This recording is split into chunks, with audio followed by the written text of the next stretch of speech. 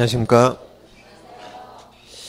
자, 이제 오늘부터 3주간 중요 판례를 좀 검토하겠습니다. 이제 시중에 판례집들이 많이 있죠. 근데 어차피 판례집이라는 게 기본서에 있는 판례 그대로 쓰는 겁니다. 근데 기본서 판례를 책처럼 만들어야 되니까 좀 쓸데없는 말을 많이 넣어가지고 다 만든 것들이에요. 그래서 기본서 판례로 충분하고 특별히 볼 필요 없습니다. 그래서 이제 저는 판례 특강을 하지 않았고, 근데 마지막에 약 180개 판례거든요. 그래서 시험에 나올 만한 거 위주로 판례가 우리 시험 70% 이상 나오죠. 약 180개 판례, 비교 판례를 그렇게 하겠습니다. 그래서 지금 이제 공부하시는 건 3주간 복습을 그날 열심히 하셔가지고 당연히 이 판례들은 석취하셔야겠고, 다음 중간에 이제 하루에 판례를 정하세요. 나는 한 30개씩 봐야지라고 해서 이 판례들을 계속 하루에 조금씩 반복하시면 되겠습니다. 그러니까 오늘 2차 공부하더라도 판례 몇 개씩, 20개씩 그렇게 계속 반복해 보세요. 그래서 계속 반복해 볼 판례들입니다. 그러니까 시험에 나올 만한 판례 딴 겁니다. 기존에 시중에 있는 판례지 쓸데없는 판례 다 뺀 거예요. 자, 이제 1번 판례부터 보겠습니다. 자, 먼저 1번은 가로 1번, 2번 나눠 있죠? 먼저 첫 번째 거기 1번 가로는 미등기 전매행위 가로 쳐보세요. 미등기 전매행위. 이 중간생략등기죠? 시험에 미등기 전매라고 나오기도 하고 중간생략등기 나옵니다. 그럼 이거 원칙 유효죠? 그래서 아래 밑줄 사법상 효력까지 무효라는 취지가 아니다. 이걸 단속 규정을 했죠? 단속 규정 써놓으시고. 그러니까 시험에 잘 나옵니다. 다음 중 단속 규정인 거 나온 적도 있고, 효력 규정이 아닌 거라고 나온 적이 있어요. 그래서 중간 생략등기는 원칙 유효입니다. 그리고 1번 판례 제목이 약 2줄 돼 있죠. 이제 이 책 보실 때는 판례 제목을 딱 보시고 제일 끝에 가로 열고 소극, 적극 써 있죠. 이 말을 여러분들이 딱 제목 보고 연상하는 연습하셔야 돼요. 어차피 우리는 결론밖에 안 물어보니까 아셨죠? 소극, 적극 그걸 연상하시고 밑줄 딱 읽어보시고 그래 빨리빨리 넘어가시고 복습하실 때 아셨죠? 그 다음 아래 가로 2번 판례는 토지거래 허가구역 동원합니다. 그럼 중간생략등기 원칙 유효죠?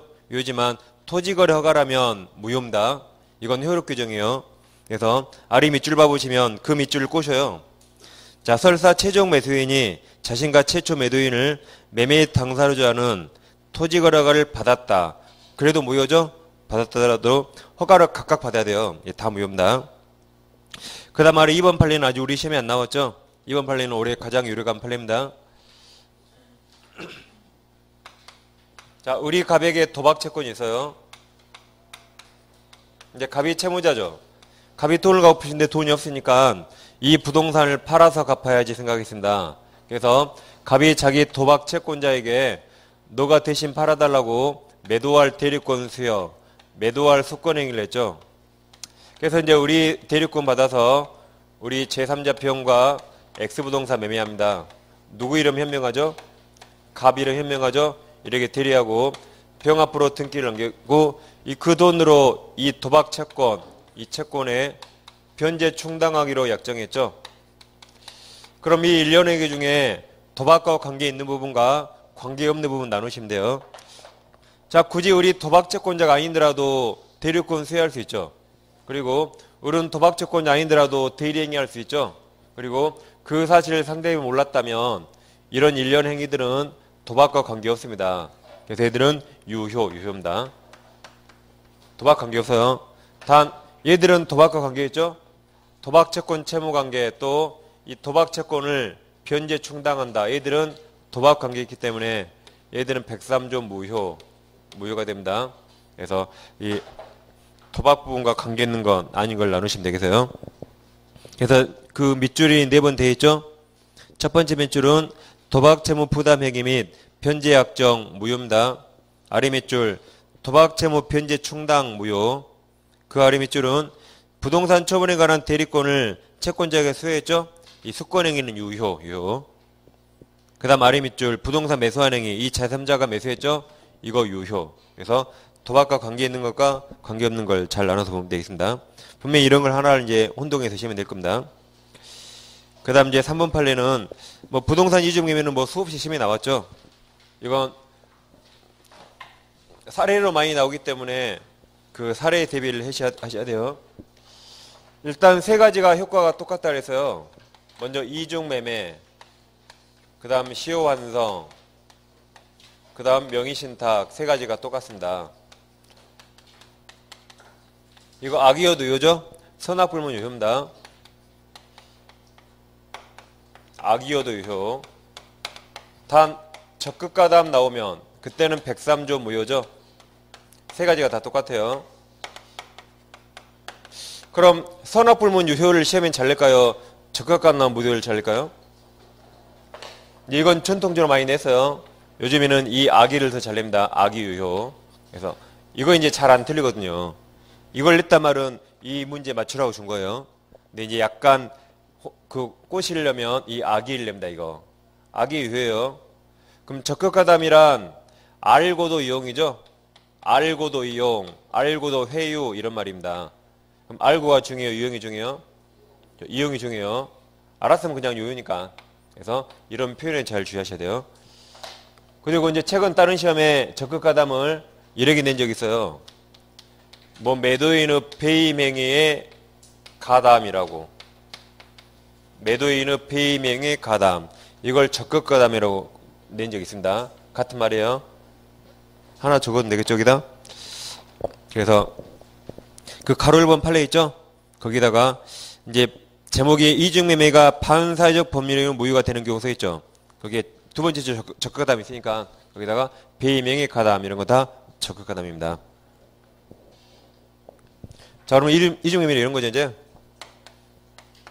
갑소 부동산을 우리 먼저 매매계약 체결했죠. 그리고 우리에게 매매대금 일부라도 받았어요. 그럼 대금 일부라도 받으면 이제 더 이상 해약금 매지 못합니다. 따라서 값은 X를 우리에게 넘길 의무가 있어요. 근데 그 의를 배신하고 다시 제3자에게 판 거죠. 제2매매에서 제3자 앞으로 소유권 등기를 넘긴 겁니다. 자, 그럼 값은 을로부터 아까 돈을 받았죠. 그럼 더 이상 이걸 해약금 매지 못해요. 해약금 매지 못하니까 값은 X를 을에게 넘길 의무가 있죠. 그 의무를 배신했다를 배임이랍니다. 배임의 적극가담. 그래서 이걸 적극가담 그래요. 그래서 이것을 적극가담 또는 배임행위 가담이라고 표현합니다. 그랬을 때, 자, 병은 원래 악의여도 유효지만 선악불문 유효. 그런데 여기에 적극가담하면 그때는 사회적 비난받아 마땅하죠. 그때는 매매계약 무효, 그리고 등기도 무효가 됩니다. 그럼 병등기 무효죠. 이때 병이 제3자에게 팔았다. 팔면 얘는 이제 세상에서 제일 착한 놈으로 나와요. 얘가 뭐 선임이어서 무과실이다. 그럼 소유권 취득합니까 못합니까? 양 무조건 앞등기 0이니까 0은 0에서 양 무조건 무효, 절대적 무효죠. 소유권 절대 취득 못합니다. 그리고 얘는 항상 4번에 나와요. 항상 4번에. 그러니까 명의신탁도 명의신탁. 수탁자가 팔았죠. 제3자는 항상 정이고 4번에 나와요. 이중매매도 얘가 무효죠. 팔면 항상 정은 4번에 나와요. 4번 무효라고. 그래서 그 명의신탁이라면 정유효예요. 정유효. 이중매매면 무효. 헷갈리면 안 됩니다. 왜냐하면 이제 이런 건 내다 보면 얘가 꼭 4번에 내게 돼 있어요. 얘. 순서가. 그리고 이제 5번에는 엉뚱한 거 하나 내는 겁니다. 그래서 이 제2 매수인 무효라면 이자가 팔면 너도 무조건 무효, 절대적 무효입니다. 이제 정의 나오기 전에. 자, 이 등기 무효죠. 이 말소해야겠죠. 이 무효 등기 말소 방법은 딱 하나예요. 외우셔야 돼요. 이건 논리가 없습니다. 외우셔야 돼요. 그래서 얘는 매도인을 대위에서 이걸 말소합니다. 이거 하나밖에 없습니다. 대위에서 말소하면 병등기가 가백이 회복되죠. 그럼 매수인으로서 다시 소유권 등기 총감 되겠죠. 이렇게 순차로 등기 받아올 수 있습니다. 그래서 대위 말소 오직 하나예요. 자, 그럼 이 등기 무효면 갑이 소유자죠. 그럼 갑은 물권자로서 이 등기 말소 청구할 수 있습니까? 못하는 거죠. 얘가 물권자지만 이 무효는 103조 무효라 이거 불법의 증거입니다. 따라서 갑이 직접 말소 청구 못합니다. 불법의 증거요. 을도 직접 말소 청구 못해요. 을은 물권자도 아니죠. 그리고 둘이 아무런 관계도 없습니다. 그럼 우리 이 매매계약을 채권자 취소할 수 있는가? 그것도 못합니다. 채권자 취소는 금전 채권자만 가능해요. 근데 얘는 금전 채권자 아니죠? 그래서 이 말소도 못해, 이것도 못하고, 이것도 못해요. 못합니다. 근데 오직 하나 뭐다? 매도인을 대위 말소 딱 하나밖에 없습니다. 근데 이상하죠? 을은 갑을 대위하는데 갑은 병 등기 말소할 권한 없거든요. 그런데도 우리 대법원은 을은 갑을 대위한다 그래요. 그러니까 말이 안 되니까 시험에 잘 냅니다. 그러니까 이건 논리가 안 맞아요. 그래서 외우셔야 돼요. 그냥 이중매매 무효면 대위 말소 하나밖에 없다라고 딱 외우셔야 됩니다. 그래서 그 1번, 2번, 3번까지 다 그려보시면 되겠어요. 자, 그럼 먼저 양가로 1번 돼 있죠? 그 밑줄이 알고도 요청입니다. 적극하다. 다음 양가로 2번은 밑줄 보시면 매도인을 대위해서 가능하죠? 아래 밑줄 직접 말소 청구할 수 없습니다. 다음 가로 3번은 밑줄 이 병등기 무효 절대적 무효죠? 그래서 이해로부터 다시 전득한 제3자가 있다면 선이 뭐가 싫어도 너도 무효 0은 0 그래 되는 거죠? 그래 세 가지 판례를 그래 같이 정리하면 되겠습니다. 그 다음 이제 4번 판례는 형사사건에서 성공보수 나왔죠. 아래 밑줄 봐보세요. 그 형사사건 동원은 쳐놓으시고 형사사건에서의 성공보수 약정은 그 아래 밑줄 103조 무효라고 써있죠. 설랑 분석이 반합니다. 형사란 사람이 구속되는 겁니다. 사람이 구속되니까 엄청 쫄았어요. 형사사건에서 뭐 성공보수 약정은 이 약정은 103조 무효라는 게 판례입니다. 근데 작년 시험에 이걸 비교하기 위해서 민사소송 나왔죠. 민사소송에서 성공보수 약정은 이건 유효해요. 왜냐면은 이건 민사라 돈 안 갚으면 그만이에요. 안 갚으면 그만이니까 사람이 별로 쫄지 않습니다. 근데 형사는 지금 사람 깜빵이가 있어요. 구속돼 있습니다. 그럼 쫄겠죠?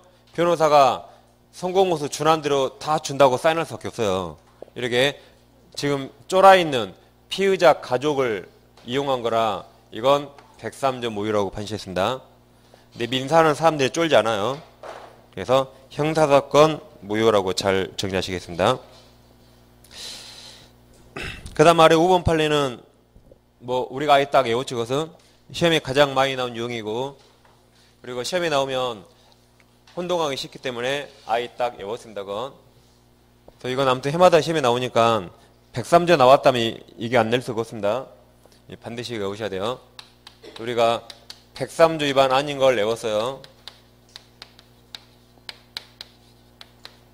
그리고 우리가 첫째 강박. 강박 같은 말이 무슨 말이에요? 강제, 그렇죠. 외포. 다 쫄았단 말이죠. 얘들은 103조 아닙니다. 그 다음에 거기 나온 것처럼 강제집행 면할 목적. 강제집행 면할 목적 나와도 103조 아닙니다. 그 다음 통정허위 표시 108조. 통정허위 표시. 그 다음에 명의신탁. 그 다음에 조세만 나오면 조세, 조세피. 뭐 양도세, 증여세, 상수세 이런 거 나오면 103조 아니죠? 그래서 우리 이것을 강강신조라고 했어요. 강강신조. 강강신조 해가지고 이거 나오면 볼 것도 없습니다. 103조 아니다 하고 달려가면 돼요. 그러니까 얘들이 잘했다는 게 아니에요. 얘 다 나쁜 짓이지만 103조 위반은 아니라는 거죠. 다시 다 나쁜 짓이지만 103조 위반은 아닌 겁니다. 그러니까 이건 108조 무효예요. 그렇지만 103조 무효 아닙니다. 이건 부동산 실명법 위반 무효죠. 그래도 103조 위반 아니에요. 그래서 잘했다는 게 아닙니다. 그래서 강강신조 외우시고 그중에 그 5번 강제집행이 심이 제일 많이 나와요. 이 중에. 그래서 강제집행 나오면 볼 것도 없죠. 제일 그때 무효라 볼 수 없다라고 달려가면 됩니다. 다음 6번은 이제 첫 계약은 시험에 가끔 나오는데 첫 계약을 우리가 뭐 별로 실수하지 않거든요. 일단 첫 계약을 시작할 때 한 약정은 103조 무효. 근데 첫 계약을 끝낼 때 한 약정은 유효죠. 근데 그 6번 판례는 딱 기억 안 해도 이제 헷갈리니까. 자, 6번 판례는 밑줄 부정행위 용서 동원한 쳐보세요. 부정행위 용서. 그럼 첫 계약이죠? 그럼 첫 계약 시작합니까? 끝내는 겁니까? 끝내는 거죠? 이제 들켜서 끝내는 거라 이건 유효. 제일 끝에 사회질서에 위반되는 것이라 볼 수 없다 그랬죠? 유효입니다. 유효. 그래서 그 중간에 볼 필요가 없어요. 그 다음 이제 7번 보시면 자 뭐든지 행위 당시 법률행위 실일 기준을 판단하죠? 7번 봐보세요. 자, 제목 밑에 밑줄 매매계약 체결 당시 거기 계약 체결 당시 동원하십니다. 항상 체결 당시를 기준해요. 다시 매매계약 체결 당시에 정당을 택할 지부하고 목적물을 매수하는 계약을 체결하였다면 비록 그 후 동그라미 그 후 고려해 안 해요. 안 합니다. 그 후 목적물이 범죄 행위로 취득된 것을 알게 되었다 하더라도 제일 끝에 민법 103조 위반 아닙니다. 행위 당시는 몰랐죠? 언젠간 알겠죠? 바보가 아니라. 나중에 아는 건 상관없어요. 뭐든지 행위 당시. 거기 옆에 12번 써놓으시고 12번 판례 가보세요. 104조도 똑같아요. 다음 페이지 12번 있습니까? 자, 거기도 제목이 4줄이죠? 제목 밑에 보시면 제목 밑에 얇은 글씨 보세요. 어떠한 법률행위가 불공정한 법률에 해당한지는 동원아침다 법률행위 시 뭐든지 행위 당시에요.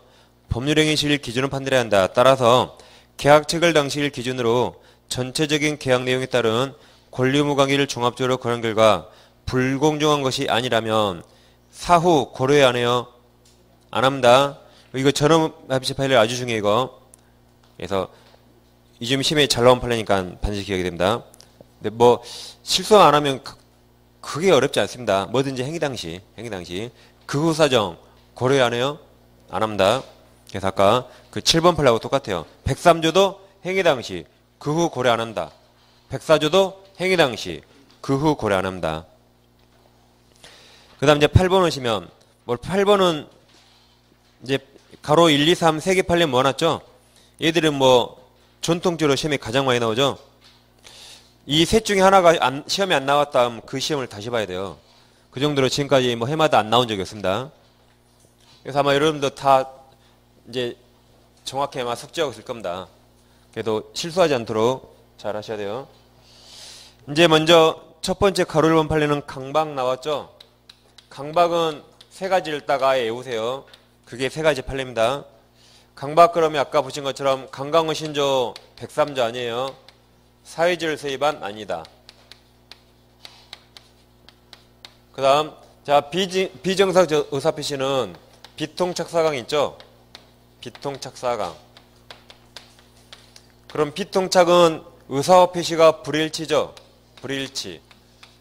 사기강박은 의사 형성 과정에 하자가 있는 겁니다. 그럼 일치예요? 불일치예요? 이건 의사와 표시는 일치죠? 근데 의사 형성 과정에 타인에게 부당한 간섭을 받은 거죠. 그래서 이쪽은 일치고 이쪽은 불일치라 주소가 완전히 달라요. 그럼 강박은 절대 비진이 아닙니다. 강박은 절대 비진이 아니에요. 이쪽은 불일치, 이쪽은 일치죠. 그래서 강박 나오면 절대 107조 비진이 표시 아닙니다. 이거 두 개를 잘 외워두시고 그 다음 이건 뭐 크게 어렵진 않죠. 강박은 원래 민법상 취소사유인데 강박이 너무 극심해서 의사결정 자유가 완전히 박탈됐다. 이 정도라면 그냥 아예 무효라고 법원이 판시했죠. 무효라는 게 판례입니다. 다시 원래 취소사유지만 강박이 극심해서 의사결정 자유가 완전히 박탈 그러면 그냥 아예 무효예요. 무효. 1번 판례는 밑줄. 강박 나왔죠? 강박 나오면 아래 밑줄. 반사질서 법률행위로 무효라 볼 수 없습니다. 그 다음 이제 먼저 가로 3번. 가로 3번은 완전히 박탈 나왔죠? 그러면 무효에 무효. 그 다음 이제 가로 2번을 보시면 가로 2번이 그 전두환 판례였죠? 이제 전두환이 그때 따로 5공화국 설립했죠? 5공화국 설립하고 그 전에 정치인들, 이전 정치인들을 불렀어요. 2공화국, 3공화국, 4공화국 정치인들. 이 사람들이 그동안 부정축제 많이 했죠. 그래서 이 사람들 가만히 안 두었다 싶었어요. 그래서 이제 5공에서 이 사람들 계엄사령 불렀죠. 그래서 너희들 오늘 밤 여기서 죽을래? 그동안 부정축제한 재산 다 내놓을래? 그래서요. 그러니까 감히 전두환한테 대들 수 없죠. 그래서 그동안 재산 다 국가에 헌납했습니다. 헌납. 뭐 억울해도 어쩔 수 없어요. 억울해도. 그러다 대통령이 누구로 바뀌었죠? 노태우로 바뀌었죠? 그래도 어쩔 수 없어요. 입문료입니다. 그러다 대통령이 김영삼으로 바뀌니까 그때 입 연 거죠? 그때 이때 입 열었어요. 이 사람들이.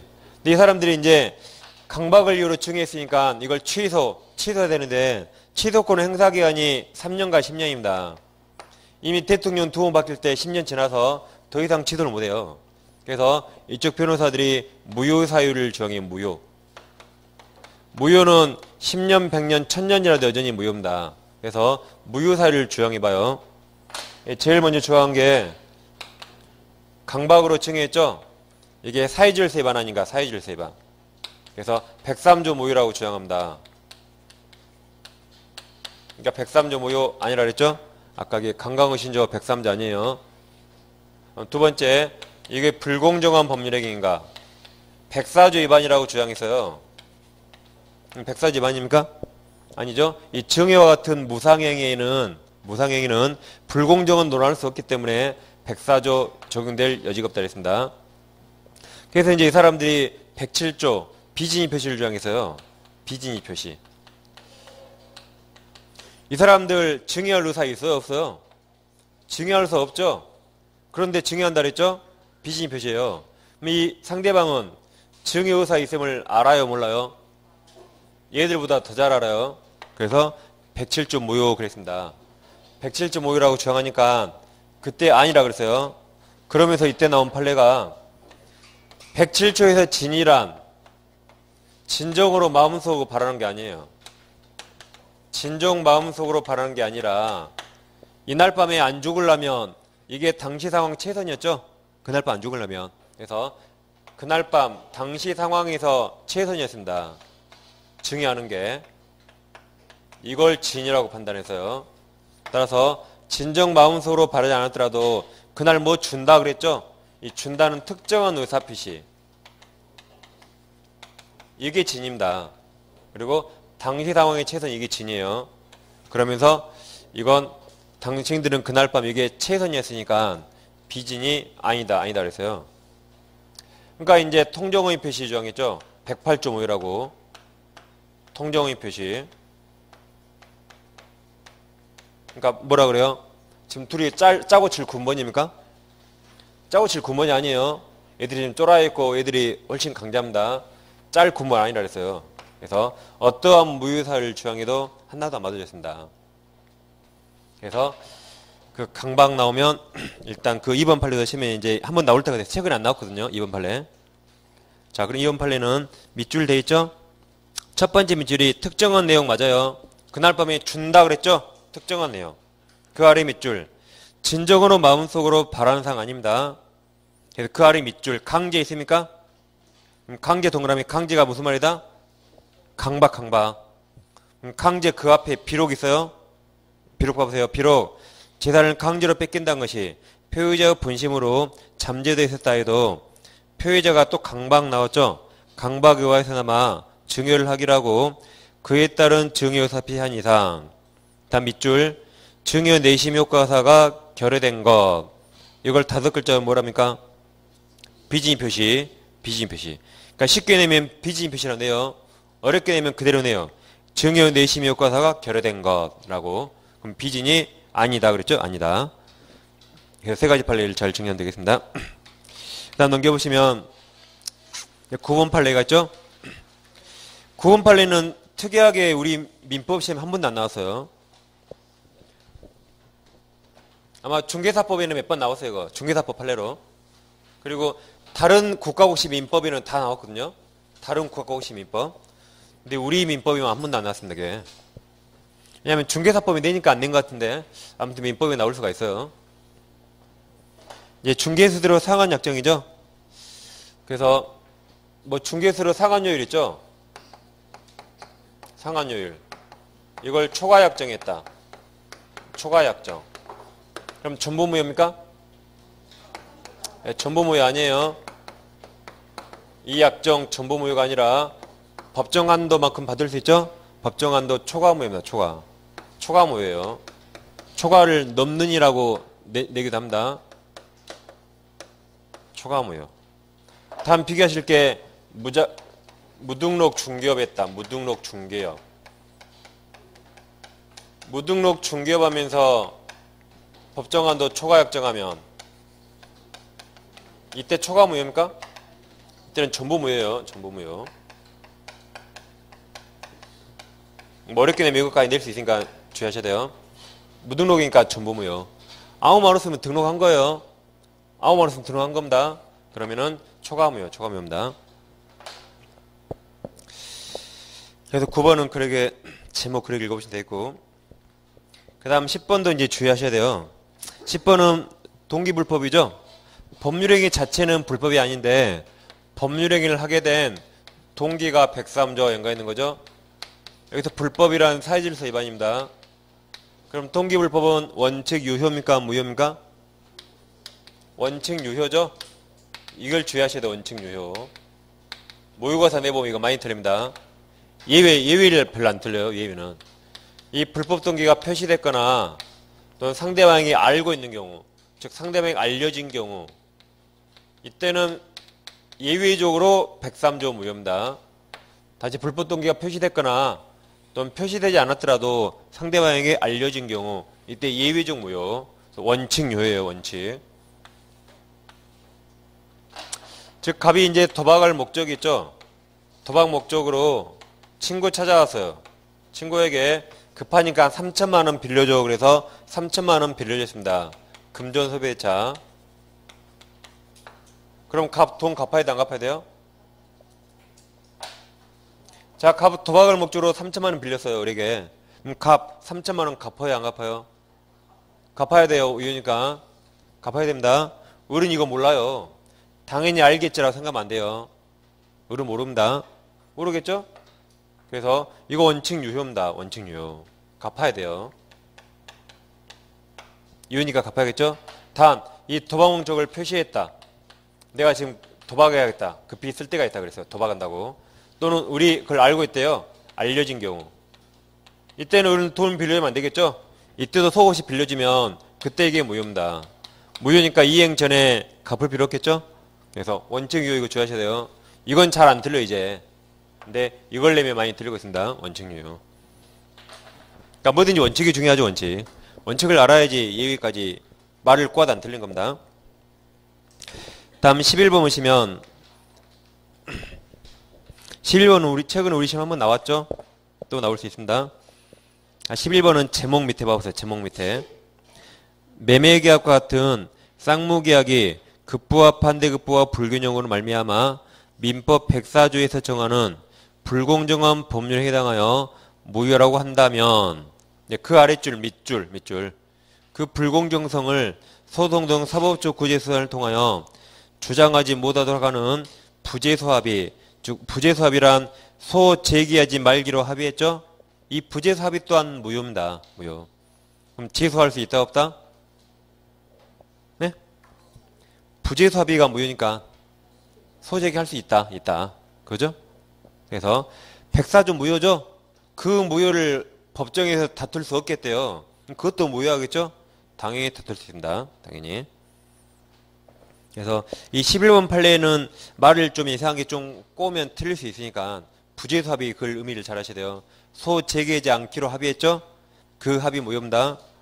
104조를 다툴 수 없게 한 합의예요. 당연히 무효입니다. 다음 12번은 행위당시 잘 기억하세요. 행위당시. 다음 13번 내려오시면 13번은 이제 결론을 반드시 외우셔야겠죠? 자, 104조 불공정한 법률행위.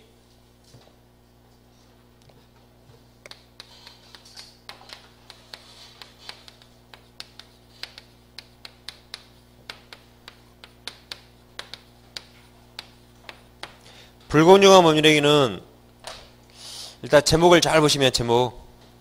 불공정해서 일방적으로 주게만 하면 불공정 논할 수 없겠죠?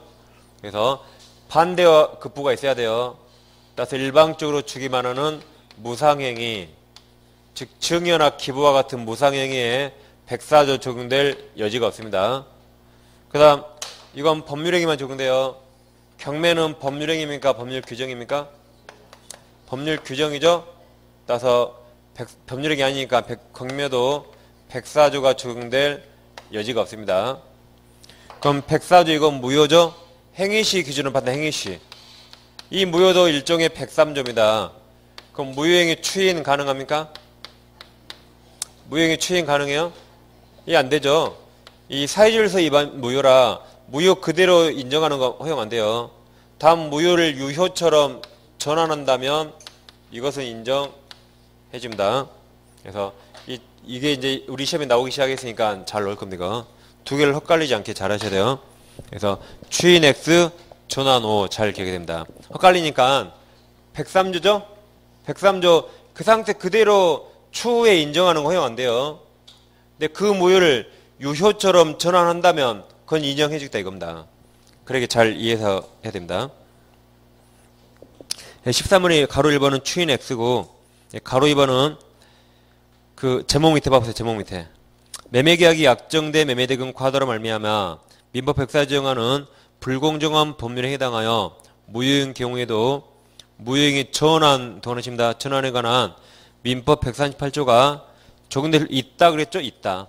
틀리게 되면 없다 그래요. 그러니까 이건 딱 하나예요. 있다 아니면 없다로 냅니다. 시험에. 그 다음 이제 14번은 불공정한 법률 입증 책임 있죠? 이것도 이제 우리 시험에 나온 지 꽤 됐기 때문에 나올 때가 됐어요. 자, 104조 무효가 되려면 첫째, 급부와 반대급부, 양 급부 간에 현저한 불균형이 있어야 되죠? 현저한 불균형. 그 다음에 피의자가 있고 폭리자가 있죠? 자, 피의자는 공박경설 무경험 셋 중에 하나겠죠? 공박경설 무경험. 그 다음에 가해자 또는 폭리자가 있죠? 폭리자는 피의자의 이러한 사실을 알고도 이용하려는 폭리의사 또는 폭리악의가 있어야 돼요. 그래서 세 가지가 있어야 되는데 지금 둘 중에 누가 무효를 정하죠? 피의자죠? 그럼 뭐든지 무효나 취소는 주장자 입증. 그래서 피의자가 세 가지를 다 입증해야 돼요. 피의자가 모든 요건을 다 입증합니다. 그 말은 추정되는 거 있었어요? 추정되는 거 없죠? 뭔가를 추정받으면 입증할 책임이 없어요. 근데 추정된 게 없으니까 뭐든지 다 입증합니다. 따라서 이 현저한 불균형에 따라서 공박경설 무경험 추정되지 않아요. 추정 X, 추정 X. 14번 그래 보시면 되겠고. 다음 15번은 뭐 전통적으로 아주 시험에 많이 나온 거죠. 아주 많이 나옵니다. 근데 15번은 결론을 잘 이해하셔야 돼요. 15번은 그 제목 보시면 제목 두 번째 줄 끝에 가로 열고 오표시무예 원칙, 오표시무예.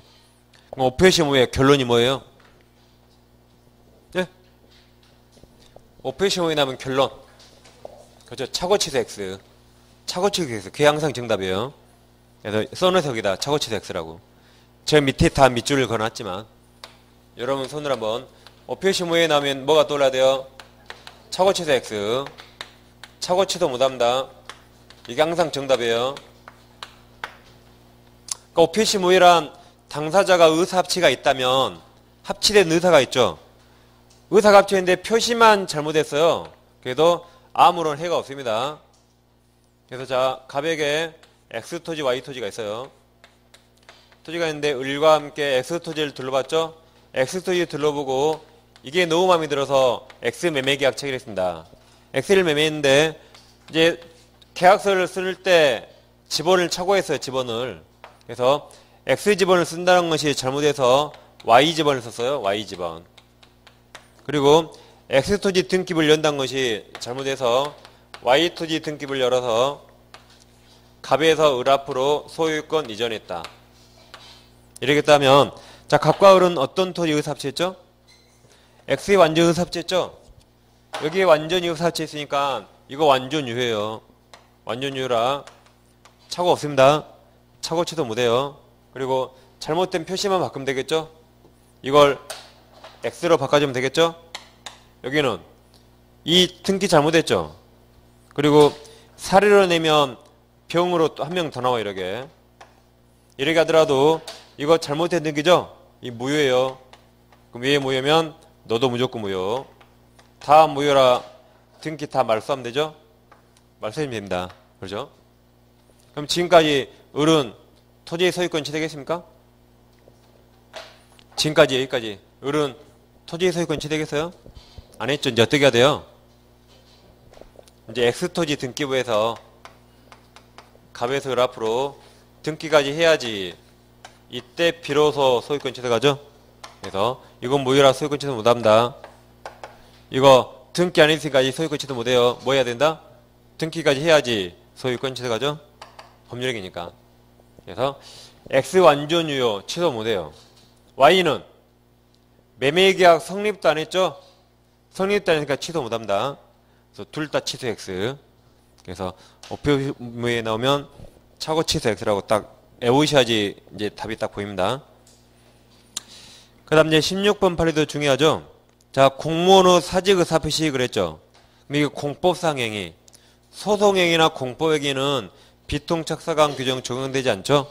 그래서 이 비통착사강 규정은 재산상 법률행위만 적용돼요. 돈, 재산상 법률행위. 그래서 가족법상행위나 또는 뭐 소송행위 등 공법행위 적용되지 않습니다.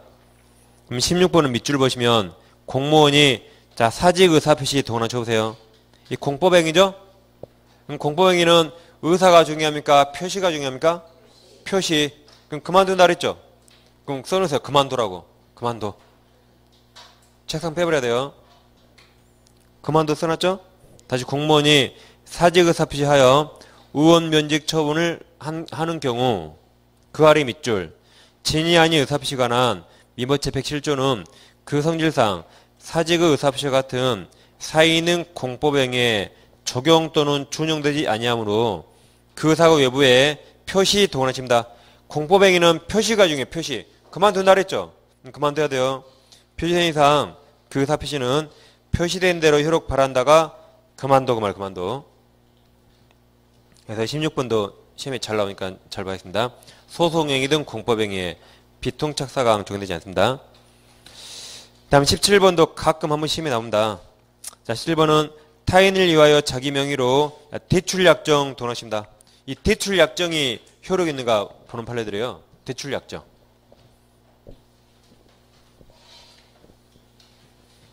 그럼 이건 판례 내용이 길고 어려우니까 딱 외우는 게 편합니다. 자, 예를 들면 갑을 위해서, 타인을 위해서 우리 은행과 대출약정이 있어요. 그럼 대출약정서에 채무자로 우리 사인한 거죠? 우리 사인했습니다. 그러죠? 그럼 우리 사인한 그 행위를 항상 객관적 사회 통념에 따라 판단하겠죠? 사실은 갑이 돈 빌리는데 갑이 대출금이 안 나와요. 그래서 우리 자기가 채무자가 돼서 갑을 위해서 대출 약정했습니다.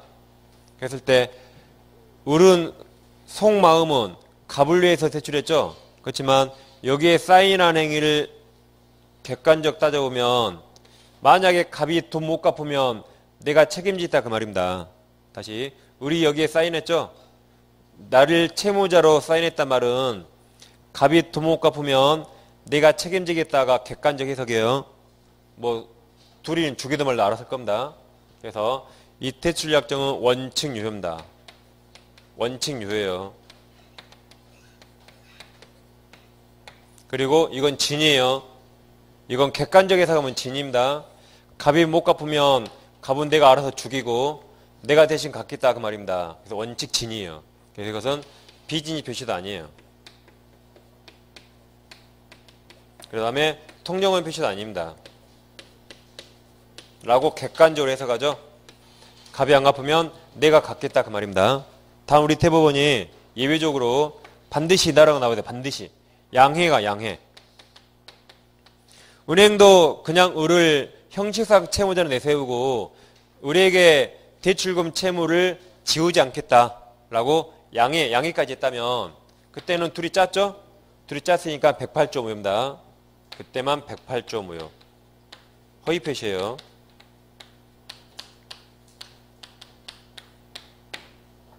따라서 만약에 갑을 위해서 우리 대출금 채무자로 서명 날인한다는 사실을 은행도 알았대요. 알았다면 무효입니까? 다시 갑을 위해서 우리 주채무자로 대출 약정한다는 사실을 은행도 알고 있대요. 그럼 무효입니까? 아니에요. 은행도 알고 있더라도 갑이 못 갚으면 너가 책임지겠지라고 생각하는 겁니다. 그래서 반드시 이 단어. 당신에게는 채무자로서 책임을 지우지 않겠다라고 양해했다면 그때 허위 표시 봤어요. 그래서 반드시 이 단어 반드시. 알았다 아니 이건 알았다 아닙니다. 알았다는 여기에요. 오직 이 단어 나왔을 때만 무효입니다, 무효. 그러니까 좀 말장난하고 팔레트하고 좀 이상하니까 애운 게 편해, 이건. 알았다고 양이 같은 거 아니에요? 근데 팔레는 구분합니다. 알았다는 여기에요, 알았다. 그래서 너가 책임져. 양이 많았을 때 우리 책임 안 져. 책임 안 져. 그럼 다시 7번은 가로 1번. 제목 아래 봐서 제목 아래. 제목은 비진이 아니다 그랬어요. 소고 그랬으니까. 자, 제목 아래 보시면 법률상 또는 사실상 장애로 자기가 갑이에요. 갑 명의로 자기 명의로 대출을 받을 수 없는 자를 위해서 대출금 채무자로서 명의를 빌려준 자 을에게 그 다음 그와 같은 채무보다 무사가 없는 것이라고 할 수 없으므로 그 명의 대여자는 을이죠. 표시행에 나타난 대로 대출금 채무를 부담한다 그 말이 유효. 이게 유효니까 을이 부담한다 그 말이에요. 그래서 이걸 시험 내는 유형이 크게 두 가지입니다. 비진인가 아닌가 물어봐요. 그럼 비진이 아니다. 그 말을 이렇게 내요. 을이 대출금 채무를 부담한다 또는 부담하지 않는다 냅니다. 그러면 이대로 유효니까 을이 부담한다요. 다시 이대로 유효니까 을이 채무 부담한다. 그래서 그 밑줄 친 그 표현을 잘 아셔야 돼요. 대출금 채무 부담한다가 유효 비진이 아니다. 그 다음 가로 2번은 다 읽다가 시간 가니까 제일 끝에 제3 밑줄 제3자 의사표시는 통정의 표시라고 보기 어렵다 그랬죠.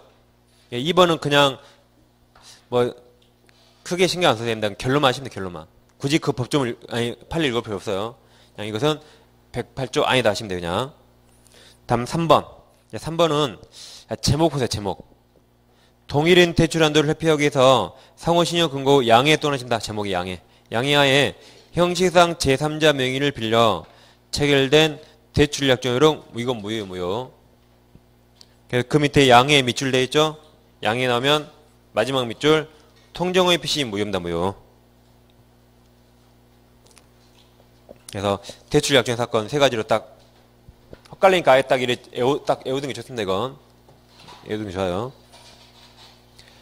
그 다음 이제 18번은 처음 보는 겁니다. 지금까지 한 번도 안 했어요. 기본서도 없고 우리 문제도 없고 그렇습니다. 근데 다른 시험에 나온 적이 있어요. 18번은 간평에 나와서 간평에.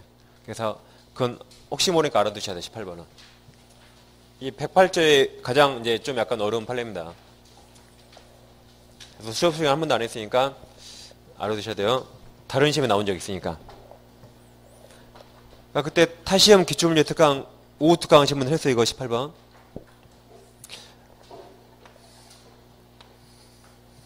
자, A 소유 부동산이 있어요. 근데 B 앞으로 가등기를 내줬어요. B 앞으로. 근데 이게 통정의 표시입니다. 둘이 가짜로 짜고 가등기. 이 허위 표시예요. 그래도 제3자들은 허위 표시인지 모르겠죠? 모를 겁니다. 이 상태에서 A가 갑에게 팔았어요. A가 갑에게 매도. A가 판 겁니다. A가. 그냥 B는 가등기 유효되라고 아무 필요가 없죠? 그래서 A가 팔았어요. 이 상태에서 B가 본등기했어요. 이 본등기도 가짜 허위 표시, 가짜 가등기 이루어진 거라 여전히 무효입니다. 다 무효 이거 다 허위 표시 무효. 근데 아무튼 B 앞으로 가등기 오니까 등기관 이거 알아요 몰라요? 모릅니다. 그래서 이 등기 직권말소했어요. 직권말소. 그러니까 현재 B가 소유주처럼 보이죠? 그래서 B로부터 을이 돈 주고 샀어요. 을이 이제 B에게 을이 돈 주고 샀습니다. 이 사건 시간적 순으로 써보면 제일 처음에 일단 갑이 소유자였죠. 그다음 가짜 가등기 했어요. 근데 갑이 돈 주고 샀습니다. 그런데 B가 본등기 하니까 이게 직권말소했어요. 그래서 B가 소유처럼 보이죠? 사실은 다 무효인데 허위 표시라. 그래서 이제 을이 돈 주고 산 겁니다. 그럼 다시 봐보시면 자, 이 가짜 가등기예요. 그래서 갑이 일단 소유권 취득했죠? 근데 B가 가짜로 본등기 하니까 직권말소 됐죠? 그래도 이거 다 무효예요, 이거. 다 무효라. 지금 4번까지 해서 이거 직권말소 됐죠? 그래서 여기 5번까지는 여전히 갑이 소유자예요. 다시 5번까지는 이 가짜로 된 거야 해서 말소 잘못된 겁니다. 그래서 지금까지 누가 소유자다? 갑이 소유자, 갑이. 가짜 가등기, 가짜 본등기로 말소했으니까. 갑이 소유자예요. 지금까지는. 근데 을이 나타났죠. 을은 누구한테 소유권 취득했어요?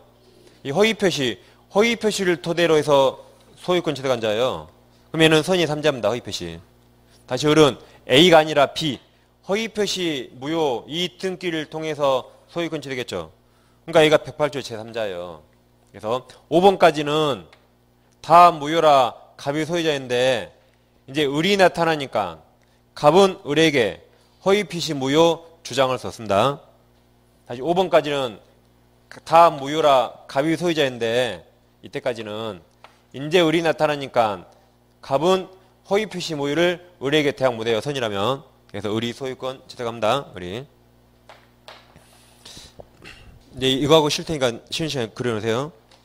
그럼 자 책을 18번 보시면 이제 그 제목 밑에 보세요. 제목 밑에 얇은 것이 통정허위 표시를 원인으로 한 부동산에 관한 가등기 및 그 가등기에 기한 본등기로 인하여 갑의 소유권 이전 등기가 말소된 후 여기입니다.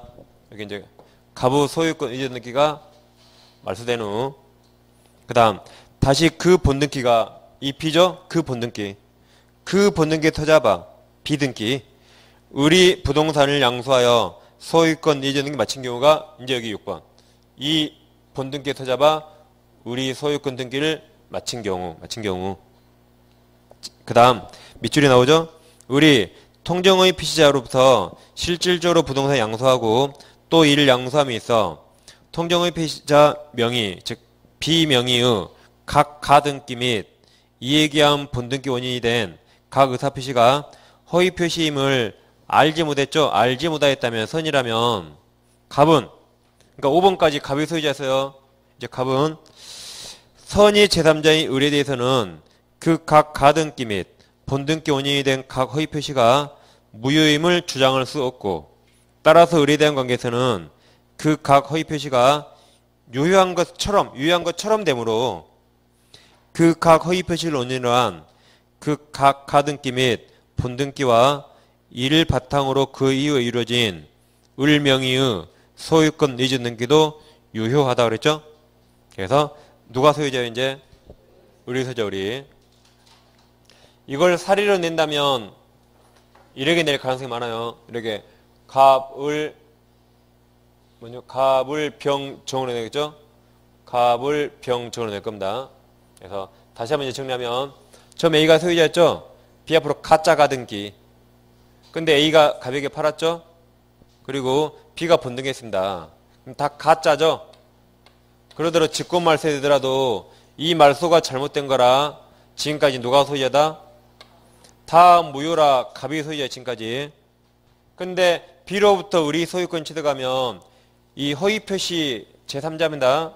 그래서 이제 갑은 을에게 허위 표시 무효 주장 못해요. 그럼 누가 소유자다? 을이 소유자입니다. 을. 그래서 18번은 이제 그렇게 알아두시면 되겠습니다. 시간 잘 가는 빨리 하니까. 그러니까 지금 10분 쉬가시고 이제 이어서 하겠습니다.